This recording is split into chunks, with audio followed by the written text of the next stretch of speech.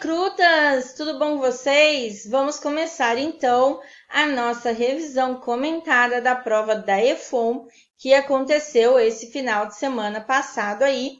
E veio aí uma prova um pouquinho assim mais tranquila do que a prova dos anos anteriores. Então, aquelas questões onde normalmente ele colocava as alternativas e pedia para o candidato encontrar qual era errado ou qual era certa, continuou aparecendo, mas com uma roupagem um pouquinho diferente, facilitando aí um pouco a vida do candidato, mas manteve de todas as formas aí um padrão alto, né, de conhecimento da língua inglesa, trazendo aí alguns phrasal verbs, né, bem assim, difíceis de você deduzir, porque entre as alternativas também eles colocaram sinônimos que não são palavras tão comuns aí no dia a dia de uma pessoa de nível intermediário de inglês. Ela veio um pouco mais contextualizada, né? Então trazendo aí bastante questões relacionadas ao texto, ao invés de simplesmente questões aleatórias de gramática, como ela costumava fazer. Então, isso aí mostra, né, a tendência que vem vindo das escolas militares, cada vez mais está tirando aí essas questões de gramática pura e trabalhando o inglês aí de uma forma mais geral, né? Vendo aí não só a capacidade do candidato de memorizar regras e aprender as regras da língua, mas também do uso, né? Da compreensão leitora do inglês como um todo, né? Então, vamos aí fazer a nossa revisão. Bora comigo! Então, vamos lá. Logo de cara, ele já traz aí pra gente, né, uma tirinha que tem aí o pessoal do Snoopy, né, o amendoim e o amiguinho dele. Então, ele diz assim, ó, Nothing goes on forever, nada dura para sempre. All good things must come to an end. Todas as coisas boas devem chegar ao... E aí o amendoim fala assim para ele, When do good things start? Quando que as coisas boas chegam, né? Começam.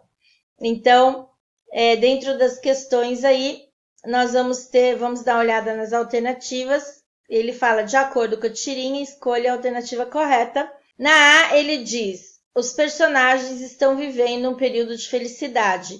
Não, né? Pela fala ali na última tirinha, quando ele questiona quando as coisas boas chegarão, a gente pode subentender que ele não está feliz, ele está esperando que as coisas boas cheguem. O verbo modal must expressa habilidade. Não, quando ele fala all good things must come to an end, todas as coisas devem terminar, a gente diz aí que acontece, a gente está deduzindo, né? Devem terminar, elas chegam ao fim. Então, nós não estamos falando da habilidade, e sim de uma suposição. The word things could be correctly replaced with stuff without changing the meaning of the text. Isso. Então, stuff é uma palavra que nós vamos usar para substituir o substantivo things. Porém, a palavra stuff, ela é uncountable, ela vem sempre no singular. Então, eu posso falar, por exemplo, put away your things, guarde suas coisas, ou put away your stuff, né? Então, a gente vai usar essa palavra stuff para substituir things. Ou então eu digo assim, I like soccer, tennis and stuff like that. Então, eu gosto de futebol, tênis e coisa do tipo para me referir a esporte, vamos imaginar, né? Ou things like that. Então, a alternativa C aí é a alternativa correta. Nothing is always used with an auxiliary verb plus not. Justamente, essa questão está errada e ela vai ser avaliada ali na segunda questão, que é o uso aí dos pronomes indefinidos. Então, todas as vezes que a gente usa nothing, o meu verbo obrigatoriamente tem que estar na afirmativa, tá bom, turma? Porque no inglês eu não posso negar duas vezes. E o everything goes on forever, não, ele não diz que everything goes on forever, que tudo dura para sempre, porque justamente ele fala nada, né, dura para sempre, as coisas passam, né? Então, essa alternativa aí também não está correta. Agora vamos lá nessa questão de pronomes indefinidos, que é o uso do any e do some e de todos os seus derivados, né? Nothing, anybody, anyone, something, somewhere. Então, tudo que vem derivado aí do any e do some, eles vão seguir a mesma regra. Então, ele diz assim, ó, de acordo com a sentença nothing goes on forever, ele quer que a gente encontre a alternativa que esteja correta gramaticalmente com o uso do pronome indefinido. Então, vamos lá, né? There is anything inside a suitcase. No caso aí, para dizer que não tem nada na bolsa dela, eu deveria dizer there is nothing, uma vez que o meu verbo está na afirmativa. Paul said that he doesn't know nothing. Não, também, porque eu tenho aí o auxiliar na negativa. Então, eu preciso obrigatoriamente usar aí o anything. Então, eu digo, Paul said he doesn't know anything. O Paul disse que ele não sabe de nada. A alternativa correta, que é Ronald said that he didn't hear anything. Então, o Ronald disse que ele não ouviu nada. Então, o didn't, aí na negativa, usado junto do N, todo sentido, completamente correto isso aí. There isn't nothing in Beth's bag, também não posso usar porque eu tenho isn't com no, então não combina, não posso negar duas vezes. E muito menos dizer there isn't something on Rose's desk, porque o something não pode ser usado na negativa. O something, o some e seus derivados, né? Something, somebody, somewhere, someone, eles vão ser sempre usados ou na afirmativa ou na pergunta quando eu estiver oferecendo algo para alguém. Então, vamos lá. Esse tipo de questão, turma, de pronome indefinido, é um tipo de questão que cai em todas as provas de vestibular militar, não é privilégio da EFOM, tá? Então, assim, todas as provas de vestibular militar que você faz, sempre cai aí uma questãozinha do uso dessa troca da negativa com nothing e do anything, né? Então, eles nunca avaliam o uso do some, por exemplo. É sempre essa questãozinha aí mesmo de você não poder negar duas vezes a mesma coisa. Bom, aí veio o primeiro texto da prova, né? Que fala sobre o inverno mais quente na Europa. E aí nós vamos trabalhar direto aqui as questões. Então, ele diz assim... No fragmento do texto, em Macedônia, Losno has kept away thousands of tourists from ski resort. O verbo frasal em negrito tem o mesmo significado, exceto em. Então, vamos lá. Move away, afastar. Então, sim. Então, na Macedônia, um pouco de neve, porque diz que o winter foi mais quente, né? Então, pouca neve manteve fora, né, afastados, os turistas do ski resort. Então, o move away é um sinônimo do kept away. Kept off é manter do lado de fora, então também manteve do lado de fora do resort as pessoas. Straggle significa afastado, longe de, ou, por exemplo, a gente pode usar essa palavra também quando a gente fala, por exemplo, a ovelha desgarrada, the straggle sheep, né? A pessoa que está longe, né? Withdraw significa sacar, né? Retirar, então pode ser no sentido que tirou as pessoas daquele lugar, as pessoas não estão naquele lugar, ou também sacar dinheiro, tá? E laid off é colocar para fora. Então, a pouca neve não colocou ninguém para fora. Não foi a neve colocou para fora, né? As pessoas nem entraram por causa da quantidade pouca de neve que não dava para esquiar. Então, aí é a alternativa correta, a alternativa E. Na questão 4, ele diz assim, considere o título Europe's Hottest Winter. E aí ele te pergunta, qual das sentenças estão gramaticalmente corretas? Então, vamos lá. Até um tempo atrás, ele não traria essa questão desse jeito, ele te daria aí as alternativas, entre uma delas uma certa ou entre uma delas uma errada, e ele pediria para você analisar aí as alternativas, dizer qual que é a correta ou qual que é a errada. Mas agora ele está trazendo a gramática aí contextualizada. Então, o que ele fez? Ele pegou as sentenças lá relacionadas ao texto e colocou aí e montou esse tipo de questão, tá? Para o candidato fica um pouco mais fácil, né? Porque você acaba aí tendo que analisar em uma, duas ou três, e aí você consegue perceber um padrão. Quando você tem, por exemplo, 4 certas e uma errada, é mais difícil você reconhecer o padrão, né?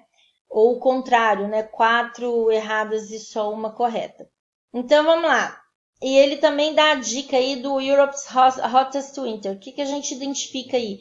Que ele vai fazer uma pergunta para você relacionada ao seu conhecimento de comparativos e superlativos. Então, no caso aí, o superlativo, né? Porque hottest, essa terminação EST, é a terminação referente aí aos superlativos. Então, ele fala assim, the best place to find cold weather in Germany is in the state of Bavaria. Então, eu tenho aqui the best. Vamos olhar aqui, ó, vamos fazer colocar aqui vamos fazer uma marcação para a gente ir acompanhando, né? Então, aqui, ó, the best, perfeito, que é o superlativo de good, né? Aí ele diz assim, the Strait of Dover is the narrowest, muito bem, narrow é um adjetivo de 2 sílabas, então narrowest tá correto. Italy is the eldest. Esse aqui não tá correto por quê, turma? Porque eldest a gente se refere a pessoas. Então, eu falo assim, por exemplo, vamos imaginar que eu tenha 3 irmãos. Eu falo my eldest brother, o meu irmão mais velho, o primogênito. Eu falo assim, eu tenho duas irmãs. I have 2 sisters. I am the eldest. Eu sou a mais velha, a primogênita, a primeira que nasceu. Então, não cabe aí, né, se relacionar a Itália como eldest, teria que ser oldest. Depois ele fala assim, Austria is voted the worst. Não, é the worst. Tem que ter um T aqui, né? Worst é a forma de comparativo. Então, a gente tem que prestar atenção nisso. E aí, aqui também, by surface area, France is the most large. Não, is the largest. Então, na verdade, as únicas 2 alternativas onde o uso do superlativo está correto são a alternativa 1 e a alternativa 2. Então, aí a gente tem a alternativa A como a correta. Bom, a questão 5, ela também é questão típica de EFON, né? Ela te dá aí as alternativas para você encontrar o que está certo e o que está errado. Às vezes, ela traz todas as alternativas sobre o mesmo tópico gramatical, às vezes não. Então, aqui, nessa questão em específico, ela não está falando em todas elas do uso da mesma estrutura gramatical, tá? Ela misturou aí artigo com preposições. Então, vamos dar uma olhadinha aí. Então, eu falo assim, ó. They are an European couple. Não pode. Por quê? Porque no caso da palavra European, esse E, ele tem som de you. É que nem esse university aqui, ó. Tá vendo? Então, todas as vezes que o meu U ou o meu E tem esse som de you, que é o mesmo som de Y, your, yellow, ear, ele é considerado som de consoante. Então, a gente não pode usar o N com European. O correto seria they are a European couple. Então, essa aqui está errada. Já a de baixo, I'm studying at a university close to home. Essa aqui está correta. Nessa de baixo, ele está avaliando o seu conhecimento de preposição. Então, Diogo lives at 234 Chicago Avenue, porque quando eu tenho um endereço com o número, a preposição que nós vamos usar sempre é o at, porque ele dá a localização. Aqui, I was born on August 10th. Perfeito. Por quê? I was born in August. Então, se eu tenho aí só o mês do ano, eu vou usar in. Se eu tenho o mês e a data, eu vou usar on. Então, essa aqui também está correta. E Smiths are coming for lunch today. O for lunch, perfeita preposição aqui. Mas quando eu menciono o sobrenome da família para me referir aos membros dessa família, eu tenho que usar o artigo the. Então, faltou aí the Smiths are coming for lunch today. que nem aquele desenho animado, The Simpsons. Então, a alternativa correta aí é a alternativa B, porque as que estão corretas entre as 5 ali em cima são a 2 e a 4. Vamos lá. Essa questão 6, ele traz uma questão aí sobre conjunções. E eu tenho a seguinte oração. You should tell him the true story about yesterday's discussion. Você deveria contar para ele a verdadeira história sobre a discussão de ontem. Otherwise, he will get upset with you. Se não, caso contrário. O however significa entretanto. O although significa embora. O rather than significa do que. E o as much as é tanto quanto. Então, nenhuma delas cabe aí nessa situação. Então, eu estou dizendo, você deveria contar. Caso contrário, se não, ele vai ficar chateado com você. Então, a alternativa correta aí, alternativa D.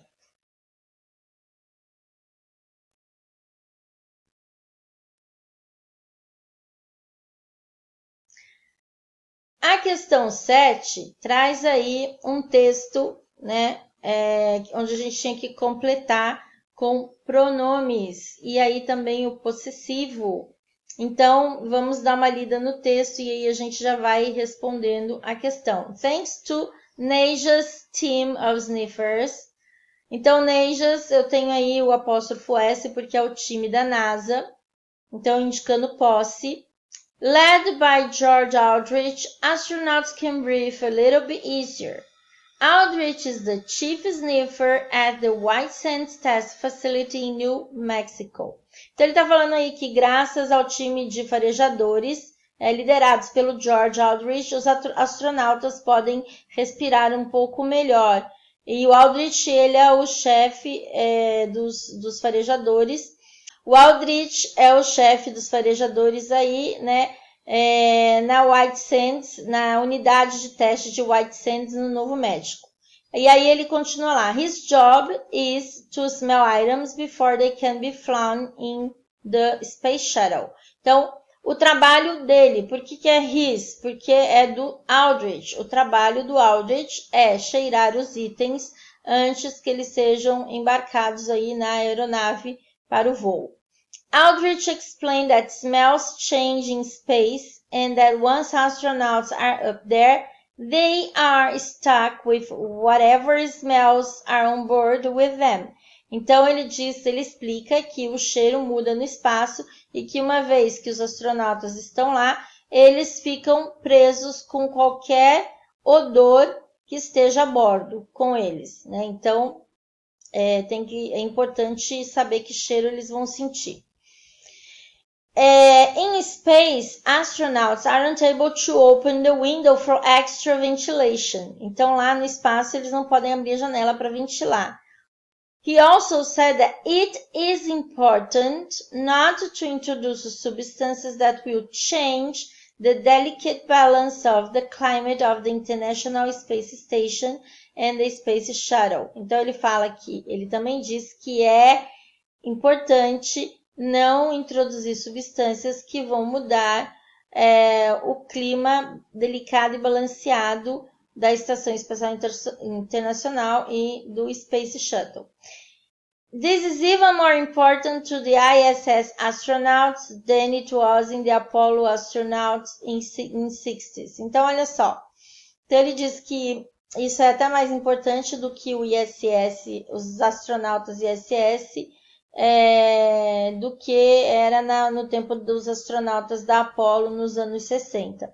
Então, aqui a gente tem a abreviação dos anos 60, ele vai tirar o 19, colocar o apóstrofo para dizer que houve essa redução, e ele coloca o S aí no 60 porque ele quer dizer aquela década, né? Aquele período que vai desde 1960 até 1969. Então, nesse caso aí, a nossa alternativa correta é a alternativa C.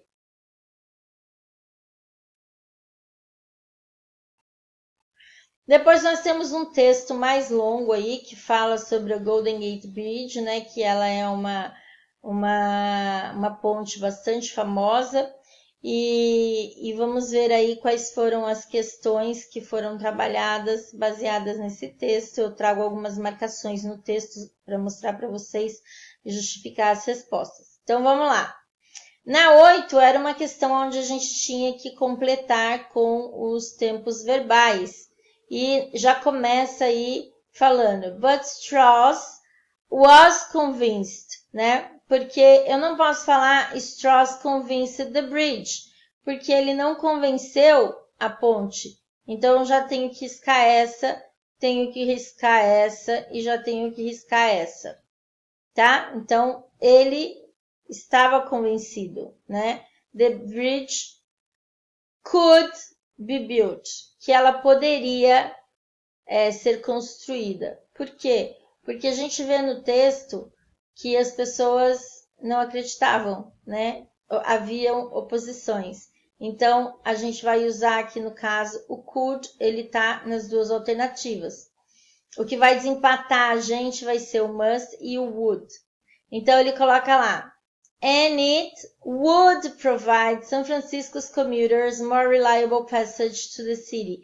E ela forneceria aos viajantes de São Francisco uma passagem para a cidade mais confiável. Então, aqui a gente vai usar o would e não must, porque o must é deve. E aí a gente está falando tudo no passado. Então, ele estava convencido que ela poderia e que ela forneceria. Então, no caso aí, a nossa alternativa correta vai ser a alternativa D.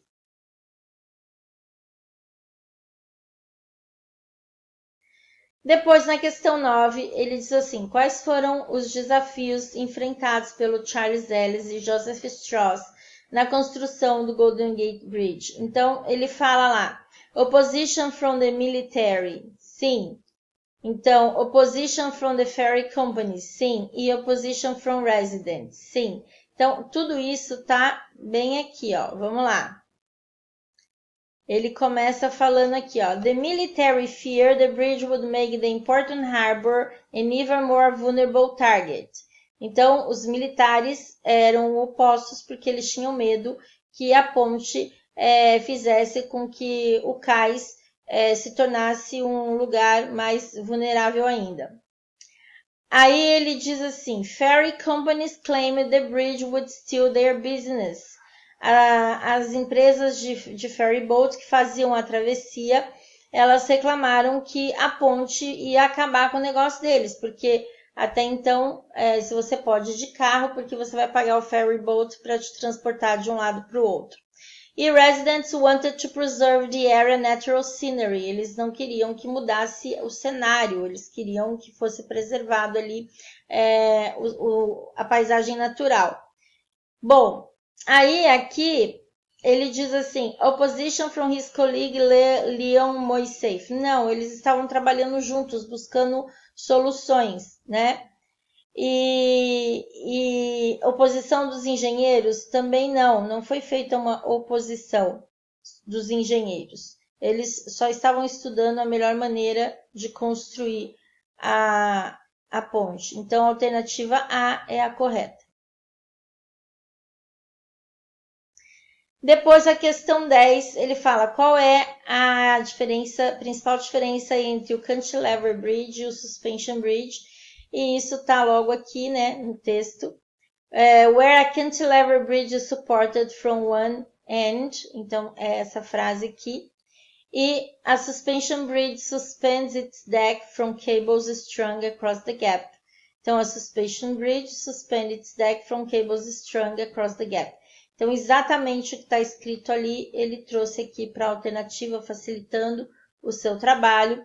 E isso é uma coisa que eu ensino no meu curso preparatório para interpretação de texto, quando a gente vai buscar no texto aquilo que está escrito nas alternativas. Então, é muito importante que você preste atenção nas alternativas e que você busque lá naquele pedaço do texto onde você encontra aquelas palavras escritas de uma forma similar, às vezes até igual. Isso facilita bastante aí o seu trabalho na hora de fazer.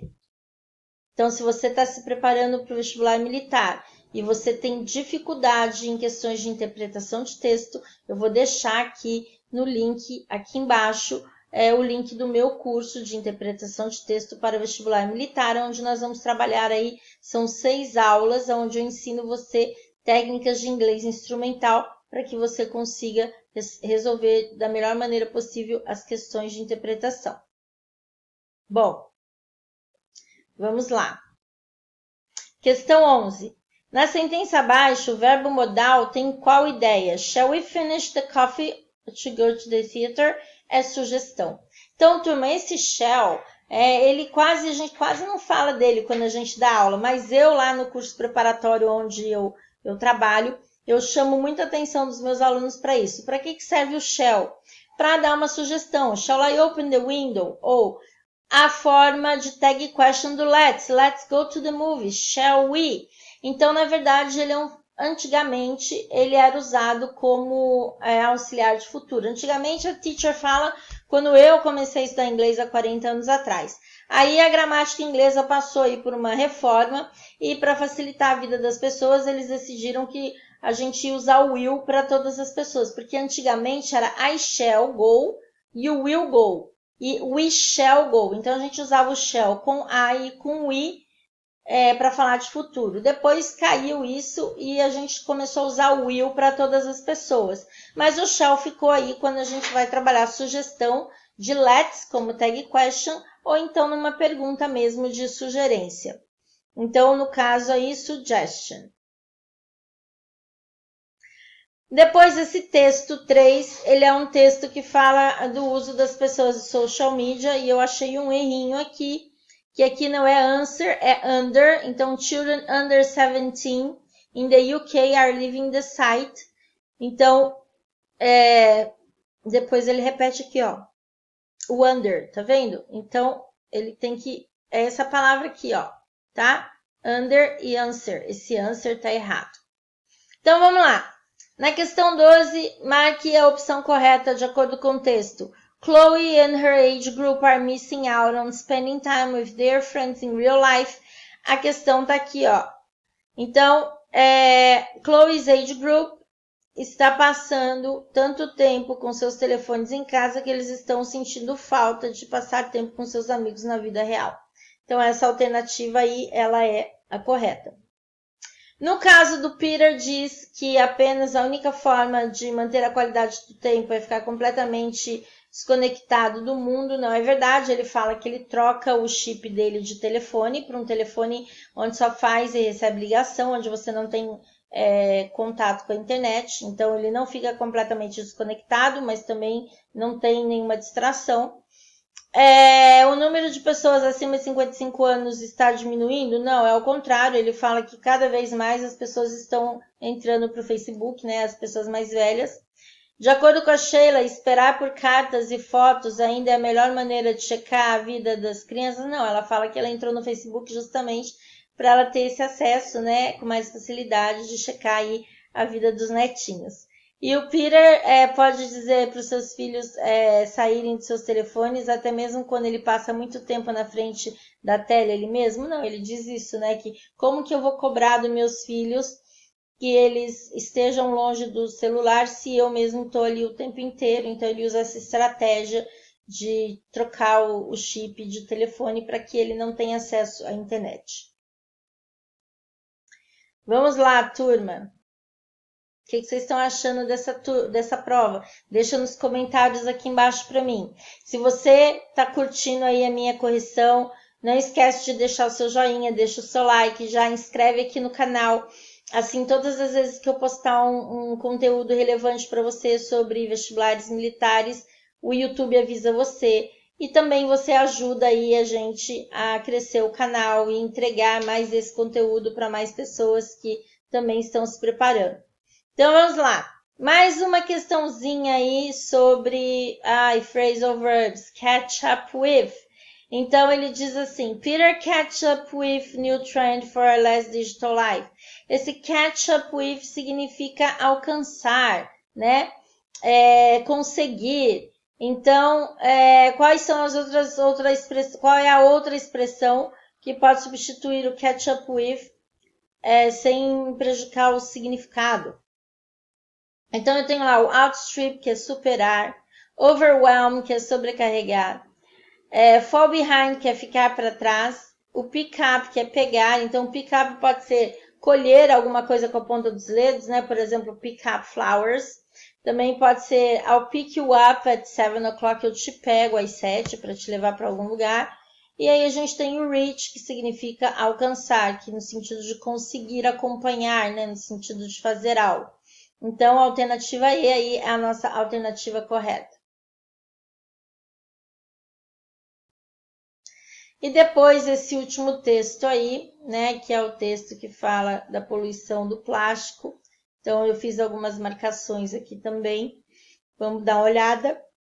Então, ele fala assim, na sentença, because it impacts a lot of marine species in addition to human health, food safety and climate change, plastic pollution in the oceans is a significant issue right now, more than ever.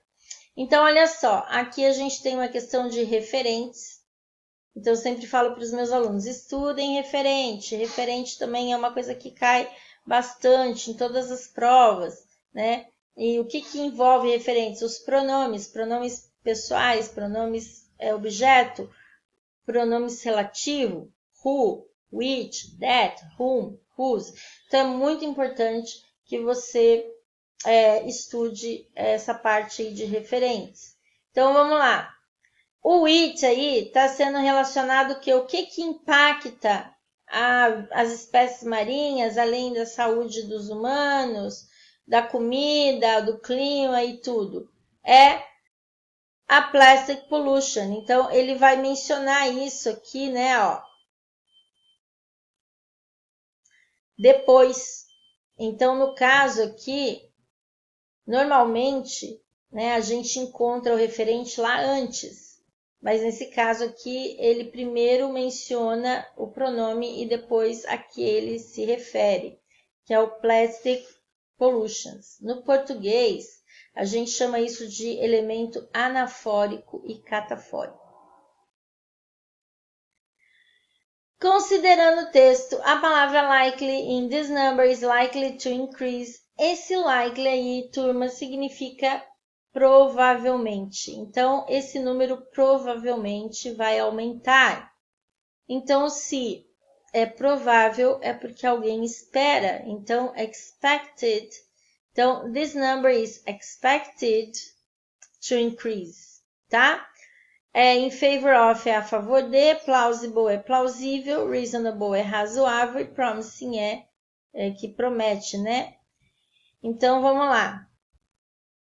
Na 16, marine trash has been harming marine life for a very long time. Então, ele pede aqui, né? Qual é o tempo verbal? Has como auxiliar, been é o verbo to be, e eu tenho o verbo harm aqui com ing. Então, has been present perfect. Harming com ing continuous. Então, é present perfect continuous. Então, eu sempre falo para os meus alunos que é muito importante que você consiga enxergar como é a estrutura de cada tempo verbal, para que você consiga fazer essa associação de estrutura com o nome da estrutura, porque esse é um tipo de questão também muito recorrente nas provas de vestibular, não só da EFOM, mas da aeronáutica também.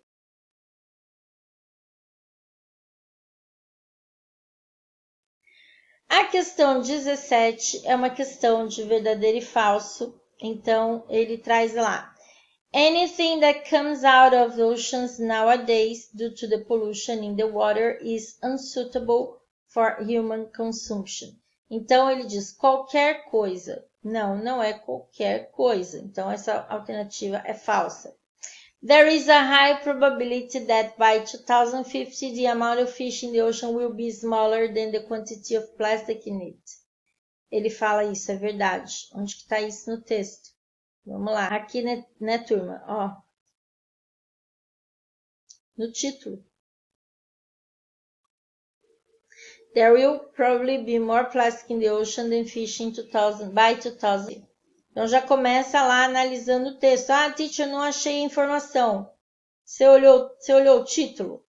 Às vezes você não lê o título, tem que ler tudo, turma. Depois, according to Dr. Jennifer Lavers, fish ingest tons of plastic every year, and the more plastic pollution there is, so that means we can no longer label anything that emerges from the water as biological. Bom, turma, então aqui ela fala assim, que nós não podemos mais, né, nomear nada que vem do mar como biológico, de acordo com ela. Por quê? Porque os peixes, eles estão ingerindo toneladas de plástico todos os anos, e quanto mais poluição tiver, mais longe na cadeia alimentar a gente vai chegar com essa intoxicação por plástico. E mais provavelmente ele vai atingir os humanos, especialmente aquelas pessoas que gostam de frutos do mar. Então aí está a resposta como...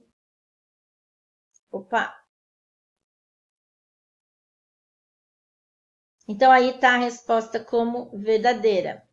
Cientistas concur that there is still much to learn about the possible effects of plastic on humans and that there might be possible effects. Essa é falsa, porque não é que possa existir efeitos, já existem efeitos. E aqui no texto ele diz que a gente tem que reconhecer esses efeitos. Então ele diz lá, cientistas concordam que esses efeitos devem ser reconhecidos, porque a produção de plástico is only one set to increase, está a um passo de aumentar.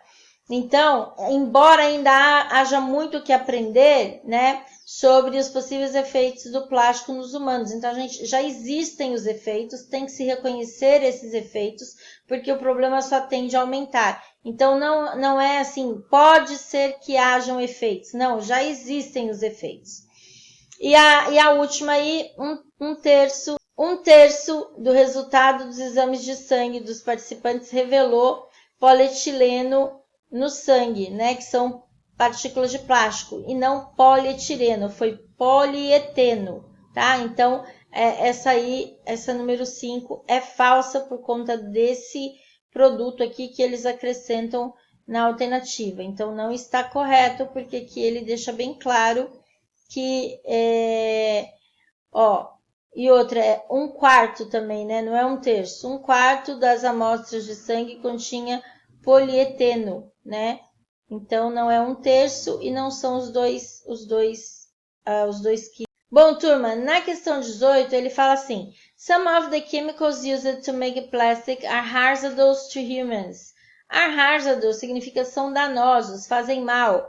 Microplastics are now present in many items that people use on a daily basis. Os microplásticos estão agora presentes em muitos itens que as pessoas usam diariamente. Então, o que a gente pode inferir? Inferir é quando a gente tira uma conclusão baseado naquilo que a gente leu, que alguns químicos usados para fazer o plástico são danosos para o ser humano. Ele fala isso aí.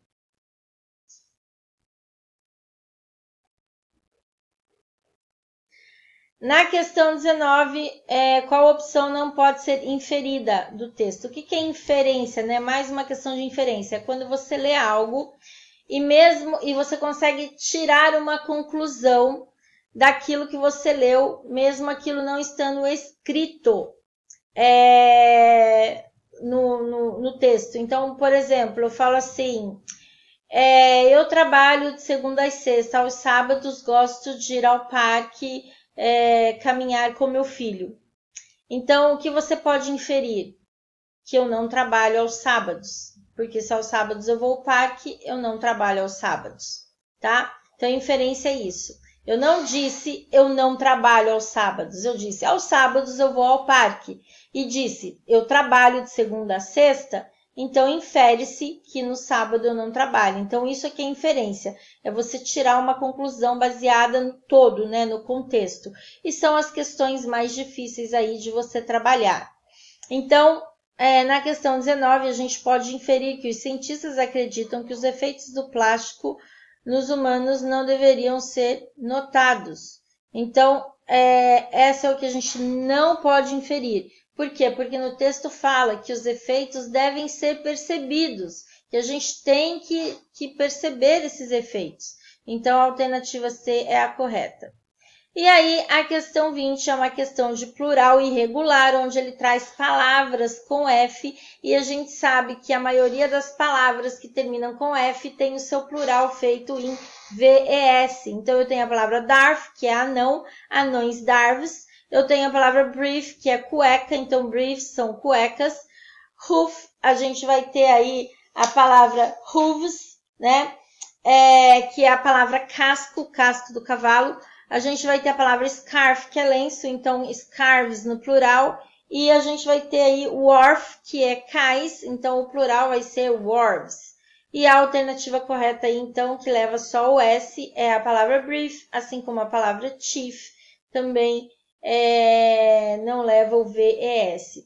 Bom, turma, espero que você tenha ido bem nessa prova, que você tenha aproveitado bastante aí essa questão. Não cabe recurso em nenhuma delas, eu não achei que nenhuma delas tenha causado confusão ou provocado algum tipo de dúvida. Eu acho que as questões foram corretamente colocadas, né? Achei a prova esse ano um pouquinho mais fácil.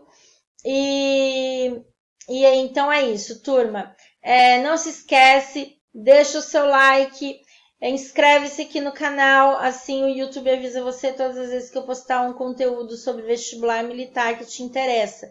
Tá bom, turma? Muito obrigado e até a próxima!